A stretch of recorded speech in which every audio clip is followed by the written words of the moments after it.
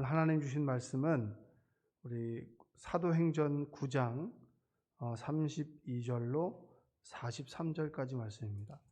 사도행전 9장 32절로 43절까지 함께 읽겠습니다. 교독해서 읽을게요. 그때 베드로가 사방으로 두루 다니다가 룻다에 사는 성도들에게도 내려갔더니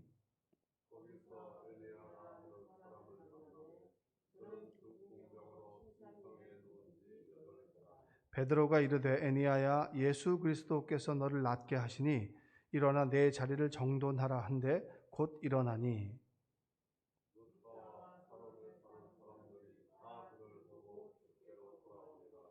요바에 다비다라 하는 여제자가 있으니 그 이름을 번역하면 도르가라. 선행과 구제하는 일이 심히 많더니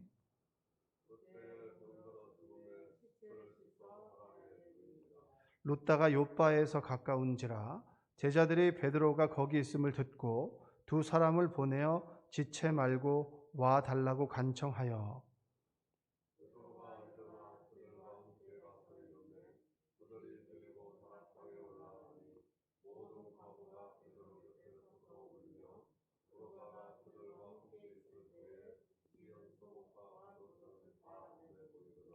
베드로가 사람을 다 내보내고 무릎을 꿇고 기도하고 돌이켜 시체를 향하여 이르되 다비다야 일어나라 하니 그가 눈을 떠 베드로를 보고 일어나 앉은지라.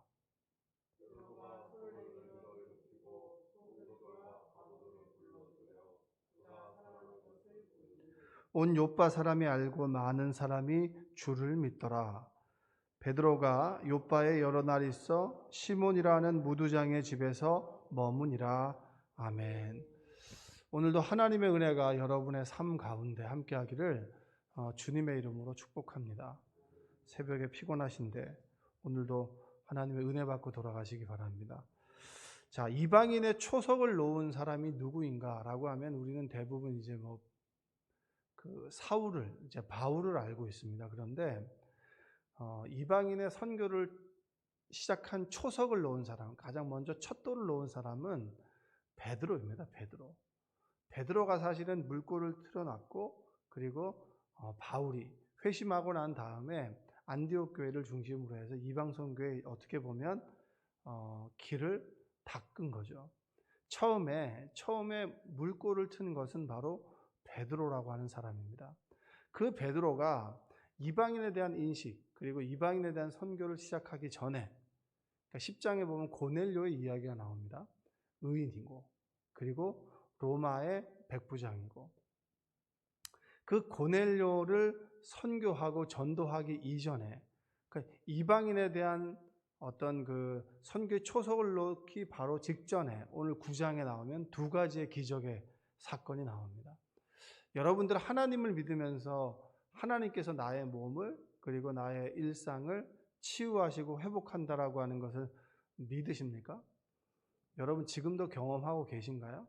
과거에 경험했다라고 하는 게 아니라 하나님은 사도행전을 통해서 오늘도 말씀하시고 오늘도 치유하시고 오늘도 회복하신다. 아멘? 어제 제가 이제 권사님의 권유로 해가지고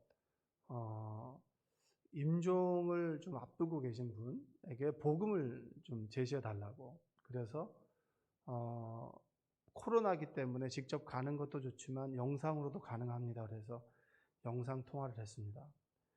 그래서 제가 제시하는 것에 아멘을 하십시오. 아멘이라고 하는 것은 나는 믿습니다. 라고 하는 그런 의미입니다. 그래서 이 복음을 제시했죠. 그분이 이제 아멘을 잘해요. 그 이야기는 그 전부터 주변의 지인들이나 그 다음에 가족들이 끊임없이 복음을 전했다라는 거죠. 그분이 믿는 하나님과 우리가 믿는 하나님은 똑같아요. 그래서 제가 그분에게 그런 얘기했어요. 호흡이 멈춰도, 그리고 죽음이 다가와도 두려워하지 마십시오. 하나님 앞에는 홀로 가는 것이지만 주님께서 함께 계신다. 여러분, 그분이 믿는 하나님과 우리가 믿는 하나님은 동일한 거예요. 어떻게 보면 수술을 앞둔 하나님과 일상의 하나님과 동일한 하나님. 그런데 차이는 뭐냐면 하나님을 대하는 우리의 차이고 그 상황에 대처하는 우리의 차이이지 하나님은 동일하다고 하는 겁니다. 여러분, 그 하나님이 여러분에게 있기를 주님의 이름으로 축복합니다. 오늘 본문에 보면 이제 두 가지 기적의 사건이 나오는데 이 기적의 사건이 여러분 동일하게 완전히 과거와 단절되어 있는 오늘의 사건이 아니라 구약에서부터 예수님으로부터 베드로에게 이르는 동일한 하나님이 시간과 공간을 초월해서 동일하게 임한다는 거예요. 그 얘기는 뭐냐면 구약에 역사하셨던 그 기적이 예수님을 통하여 베드로를 통하여 지금 이 순간에 이 예배를 통하여 주의 종을 통하여 여러분이 기도할 때 성령을 통하여 동일하게 지금도 임하고 있다. 지금도 하나님께서는 사람을 치유하고 회복하시고 우리를 낫게 하신다. 우리의 상황을 개선하신다. 우리의 마음을 치유하신다. 라고 하는 메시지를 오늘 강하게 주고 있는 겁니다. 두려워하지 마시고 놀라지 마시고 베드로가 이 두 사람에게 했던 기적이 오늘 나에게 임하기를 원합니다. 여러분 보면 34절 한번 읽어볼까요? 34절 한번 읽어보겠습니다. 자, 시작. 베드로가 이르되 에니아라 예수 그리스도께서 너를 낫게 하시니 일어나 내 자리를 정돈하라 한데 곧 일어나니. 루다라고 하는 것은 예루살렘에서 40km 정도 떨어진 곳입니다. 40km 떨어졌다라고 하는 것은 우리 차로 가면 한 30분 정도 거리에 있는 곳이 바로 이제 그 루다라고 하는 곳인데 루다에 갔더니 에니아라고 하는 사람이 있습니다. 그 에니아라고 하는 사람이 있는데 그 사람은 소위 말하면 중풍병입니다. 그러니까 그 마비된 사람이죠. 마비된 사람인데 8년째 누워만 있는 사람이에요. 누워만 있으면 어떻게 해서 욕창 나기도 하고 계속 이렇게 닦아줘야 되고 어떻게 보면은 사람들에게는 좀 짐스럽죠. 스스로도 아주 답답하고요. 힘들고 어렵죠. 어찌할 바를 모르는 그 기간이 8년이에요. 근데 그 에니아라고 하는 사람을 보고 베드로가 다짜고짜 그 중간에 있는 대화는 생략이 되어 있어요. 그가 어떻게 이런 상황이 되어 있는지, 어떻게 8년 동안을 보내왔는지, 주변의 사람들은 어떻게 헌신했는지에 대한 내용은 없어요. 그러나 중요한 것은 8년 동안 그 몸이 마비되어 있던 사람이 베드로를 만나고 성령께서 베드로를 통해서 오늘 선포하는 거예요. 뭐라고 선포합니까? 일어나 내 자리를 정돈해라. 일어나 내 자리를 정돈해서 걸어가라. 이렇게 얘기를 하는 거예요. 할렐루야. 여러분, 과거에 멈춰 있지 마세요. 대화하다 보면 늘 과거에 멈춰 있는 사람이 있어요. 그때 이랬으면, 그때 내가 이랬으면 내가 여기 있지 않을 텐데, 그때 이랬으면 여기 있지 않을 텐데. 여러분, 엄밀하게 얘기하면 과거는 없는 거예요. 우리에게 주어진 시간은 현재예요. 하나님께서 지금 나와 함께 계시고 그 하나님이 함께 계시면 여러분, 과거는 다르게 해석됩니다. 근데 하나님이 나에게 없으면 과거는 늘 힘든 이야기예요. 살아있는 과거의 역사가 오늘을 잡아먹지, 그리스도를 믿는 사람들은 하나님을 믿고 천국에 대한 소망이 오늘의 삶을 바꿔버리는 것이고, 예수님이 없는 사람은 오늘 하루의 삶을 과거가 해석한다는 거예요. 무슨 말씀인지 아죠? 그때 이랬으면. 하나님은 오늘 지금 말씀하시는 것이지 과거의 사건이 오늘을 좌우하지 않는다는 거예요. 명심하십시오. 대화하다 보면 여러분 늘 과거 얘기하는 사람이 있어요. 과거 얘기하는 사람 여러분 과거에 묻혀 살아가는 거예요. 과거에 묻혀 살아가다 보니까 오늘 주어진 이 하루를 소중하게 여기지 못하고 과거를 살아가는 것 때문에 오늘 하루를 그냥 버리는 삶이에요. 그러한 삶이 아니라 여러분, 오늘 이 시간에 과거의 삶에서 벗어나서 여러분의 삶의 자리를 정돈하고 앞으로 걸어가는 기적이 여러분에게 있기를 주님의 이름으로 축복합니다. 몸이 아픈 사람만 얘기를 하는 게 아니에요. 과거에 사로잡혀 있는 사람, 어떤 사람 미움에 사로잡혀 있는 사람들, 그리고 그 사람을 미워해서 오늘 늘 분노하고 그리고 오늘 사랑하지 못하고 오늘 축복하지 못하는 사람들에게 베드로는 일어나라. 네 자리를 정돈하고 걸어가라. 근데 여러분, 이 베드로의 기적은 여러분 우리가 조금만 생각하면 누가복음 5장에 보면 예수님께서 중풍병에 걸린 사람을 네 친구가 메고 오죠. 지붕으로 달아내립니다. 지붕으로 달아내렸을 때 그때 예수님께서 선포하죠. 율법학자와 바리새인들 앞에서 네 죄를 사한다. 깜짝 놀란 거. 네가 뭔데 죄를 사하냐? 죄 사함은 하나님밖에 할 수 없는 건데 네가 뭔데 예수 보고 네가 뭔데 죄를 사하느냐? 라고 발칵 뒤집어 놨죠. 그때 예수님께서 누가복음에서 얘기를 해요. 누가복음 5장 24절 제가 한번 읽어볼게요. 그러나 인자가 땅에서 죄를 사하는 권세가 있는 줄을 너희로 알게 하리라 하시고 중풍병자에게 말씀하시되 내가 내게 이르노니 일어나 내 침상을 가지고 집으로 가라. 아멘. 여러분, 하나님 말씀이 나에게 주어지면 아멘 하는 거예요. 왠지 아세요? 아멘 하는 그 사람에게 하나님 말씀이 이루어지거든요. 일어나 내 침상을 가지고 가라. 예수님께서 말씀하셨죠. 베드로에게 또 말씀하십니다. 왜 여러분? 왜 지금 예수님의 역사가 베드로에게 역사는 동일한 문구 가지고 말했을까요? 누가가 보기에 예수님의 역사가 베드로에게 동일하게 이어진다는 거예요. 사람은 다르지만 하나님의 역사는 지금도 베드로에게 이루어지고 있다. 누가가 하나님의 역사를 기록하는 그 순간에도 사도행전을 기록하는 그 순간에도 지금 이 순간에도 하나님의 역사는 동일하게 임하고 있구나. 아하, 이걸 깨달은 거예요. 누구에게 역사하셨던 하나님이라 오늘 나에게 하나님께서 역사하신다. 할렐루야. 주저앉아 있지 마세요. 좌절하지 마십시오. 하나님께서 함께 하십니다. 남들과 비교하지도 마세요. 누구의 하나님이 아니라 나의 하나님이거든요. 나와 하나님의 스토리는 이 사람과 다른 거예요.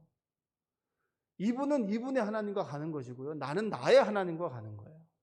때로 지금의 현장에서 현실이 조금 다르고 좀 어렵다 해도 비교하지 마세요. 왜냐? 하나님께서는 나에 맞게 맞춤으로 역사하시기 때문입니다. 문제는 나의 믿음이에요. 믿음. 하나님께서 함께 하신다는 믿음.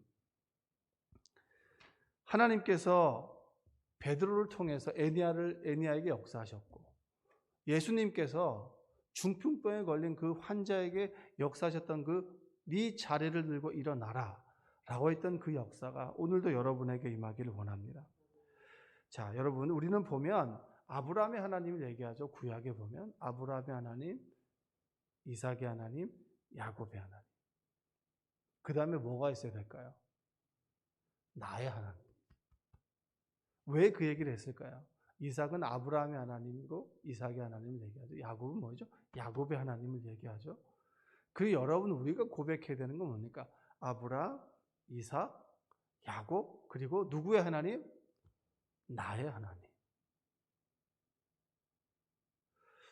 그 다음의 기적이 다비다의 기적입니다. 이 여인은 이제 어떻게 여제자인데 선행과 구제를 많이 한 사람이에요. 하나님 보시기에 참 귀한 사람이죠. 선행과 구제로 이제 잘 살아왔던 여인이 갑자기 죽음에 이르게 됐습니다. 죽음에 이르게 됐을 때 주변에 슬퍼하는 사람이 너무 많은 거예요. 여러분 지금 하나님께 딱 불러간다 그러면 여러분에서 눈물 흘릴 사람이 몇 사람이나 되겠어요? 가족 빼고. 이럴 때 후하게 하셔도 돼요. 그 얘기는 뭐냐면 선뜻 우리가 어떤 삶을 살았는지를 잘 모르고 그냥 하루하루 살아간다는 겁니다. 내가 다른 사람을 위해서 울어줄 수 있는 사람, 그 사람이 있다면 그 사람이 나 또한 울어줄 수 있을 거예요. 왜냐? 그와 나는 스토리와 관계가 있기 때문입니다. 자, 오늘 40절을 한번 읽어볼까요? 40절 한번 읽어보겠습니다. 베드로가 사람을 다 내보내고 무릎을 꿇고 기도하고 돌이켜 시체를 향하여 이르되 다비다야 일어나라 하니 그가 눈을 떠 베드로를 보고 일어나 않는지라. 여러분, 우리는 그가 병들어서 죽게 됐습니다. 죽었어요. 죽었는데 사람들이 이 죽음을 놓고 그 사람을 추억하면서 어떻게 할까 할 때 베드로가 했던 기적입니다. 그가 무릎을 꿇고 기도합니다. 무릎을 꿇고 기도하는데 여기서 재미있는 건 뭐냐면 우리가 40절을 읽었죠. 39절을 한번 읽어볼까요? 베드로가 일어나 그들과 함께 가서 이르매 그들이 데리고 어디에 올라갑니까? 다락방에 올라가니 모든 과부가 베드로 곁에 서서 울며 도르가가 그들과 함께 있을 때 지은 속옷과 겉옷을 다 내보이거늘. 자, 다락방에 올려놨어요. 여러분, 성경에 보면은 다락방에서 기적이 일어나는 순간이 있어요. 다락방에 올려놓고 내보냅니다, 베드로가. 그리고 다비다의 시체를 그리고 다 안죠. 그리고 기적이 일어납니다. 여러분, 우리가 사르밧 과부 이야기 아시죠? 사르밧 과부의 기적이 일어나고 난 다음에 아들이 죽었습니다. 그때 사르밧 과부가 엘리야를 원망해요.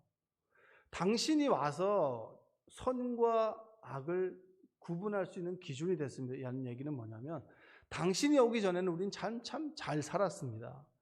근데 당신이 오게 되니까 하나님의 역사가 오게 되니까 당신이 하나님의 메신저인데 당신의 비추어 보니까 내 죄가 드러나는 거예요.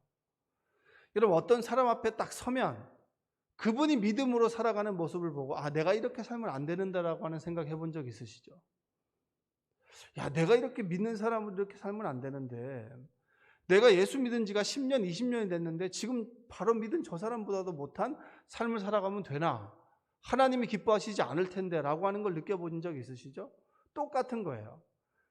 이 사르밧 과부가 엘리야를 보고 난 다음에 내가 이렇게 살면 안 되는데 이게 죄인데 이렇게 살면 천군 못 가는데 라고 하는 두려움이 들면서 그 시간 이후로 아들이 죽었어요. 그러니까 그때 뭡니까? 원망하는 거예요. 여러분, 우리는 늘 어떤 일이 생기면 하나님을 원망하죠. 여러분, 하나님 원망하시죠? 왜 나에게 이렇게 병을 주십니까? 나에게 이렇게 가난을 주십니까? 하나님을 원망하죠. 근데 우리는 나의 기적이 일어났을 때 왜 하나님 나에게만 이렇게 기적을 주십니까? 라고 얘기하는 사람 아무도 없어요. 기적은 당연한 거고요. 나에게 슬픔과 고통이 다가오면 왜 하나님 나에게라고 얘기를 합니다. 너에게 일어날 수 있는 일이 있다면 나에게도 일어날 수 있는 일이에요. 얼마나 나 중심의 신앙을 가지고 있습니까?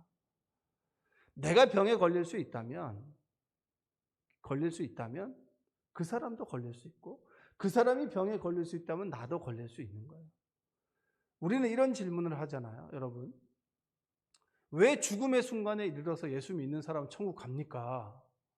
난 이렇게 고생하면서 예수를 믿는데 왜 그 사람은 죽음의 순간에 예수님을 믿으면 되는 거 아닙니까? 그래서 어떻게 보면 초기, 그러니까 중세시대 그때 예수를 믿었던 사람들은 그 세례를 늦게 받았습니다. 세례를 받고 죄를 지으면 지옥에 간다고 생각했거든요. 그래서 예수님을 믿었던 사람도 죄를 다 짓고 죽음의 순간에 내가 세례를 받고 가겠다라고 했던 그런 기록들이 많아요. 어제 제가 복음을 제시했습니다. 그 사람이 이제 복음을 받아들이고 아멘을 했어요. 하나님의 자녀가 되었습니다. 하나님께서 당신을 하나님의 나라로 이끌어 가실 겁니다. 그분은 천국에 갔을까요? 갔지 않았을까요? 그분이 응답하셨고 하나님 함께 계시고 그분은 천국에 가실 거예요. 그러면 여러분 어렸을 때부터 정말 죄책감을 가지고 살았던 우리는 억울하잖아요. 왜 하나님 공평하지 않으십니까? 이걸 떠나서 만약에 그분이 여러분의 딸과 아들이라면 여러분 천국 가셨으면 좋겠어요? 안 가셨으면 좋겠어요?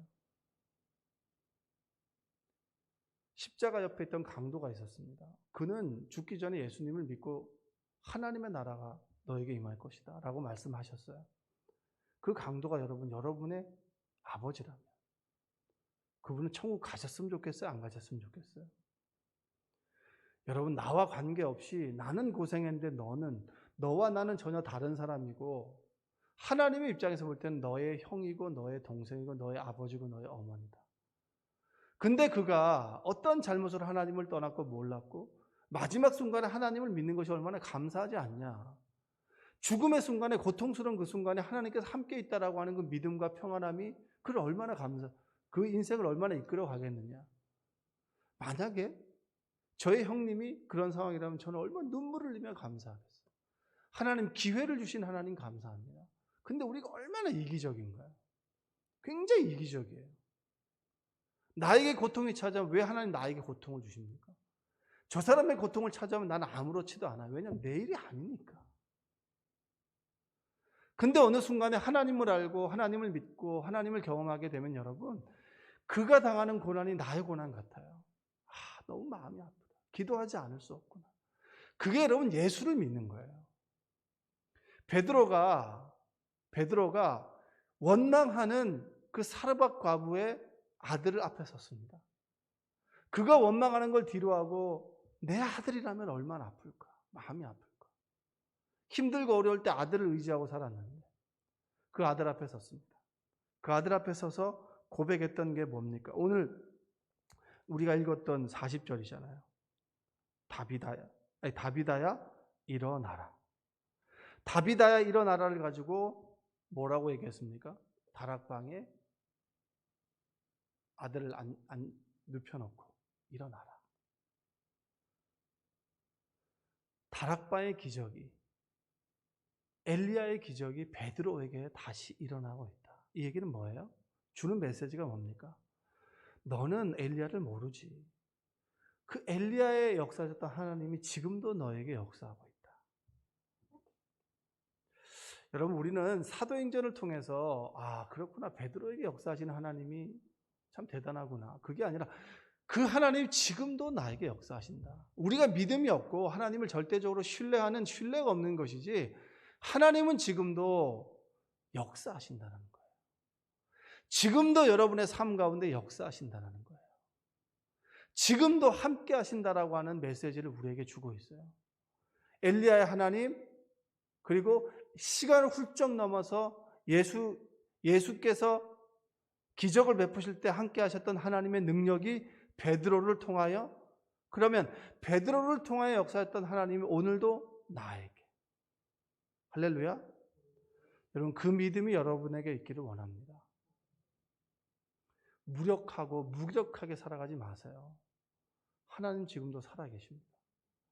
하나님은 지금도 살아계셔서 여러분의 삶을 인도해 가시고 지금도 수많은 말할 수 없는 기적을 일으켜내고 있어요.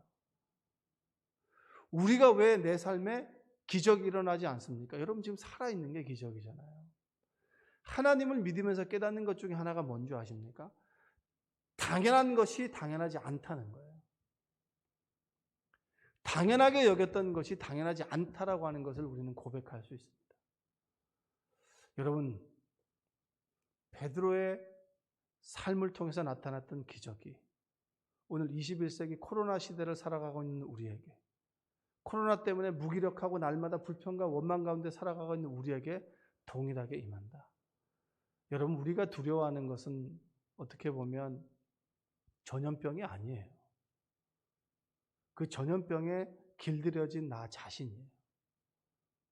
그리고 하나님의 크기를 작게 축소하게 만드는 우리 자신이지, 절대 여러분 두려워하지 마시고 하나님을 믿음으로 그 하나님께서 오늘도 여러분의 삶 가운데 함께 하시기에 희망과 소망을 품고 날마다 주를 찬송하며 기도하며 하나님을 향해 나아가는 오늘 하루가 되시기를 주님의 이름으로 축원드립니다.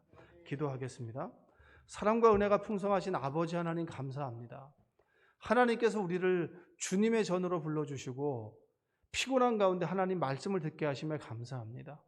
몸이 아픕니다. 그리고 고질병을 가지고 있습니다. 사업이 잘 풀어지지 않습니다. 될 듯 하다가 잘 되지 않습니다. 그리고 말하지 못할 관계 어려움이 있습니다. 경제적인 어려움이 있고, 그리고 가정의 어려움이 있고, 신앙의 진보가 없고 머물러 있는 신앙을 가지고 있습니다. 그리고 말하지 못하는 주변 사람들의 고통을 함께하고 기도하고 있습니다. 아버지 하나님, 베드로에게 역사하셨던 그 하나님의 귀한 역사가, 애니야와 다비다를 일으키고 살리신 하나님의 귀한 역사가 오늘도 우리의 삶 가운데 함께하기를 원합니다. 주여, 우리와 동행하여 주시옵소서. 우리의 믿음 없음을 아버지 꾸짖지 마시고 굳건한 믿음의 사람으로 우리를 인도하여 주시옵소서. 예수님의 이름으로 기도합니다. 아멘.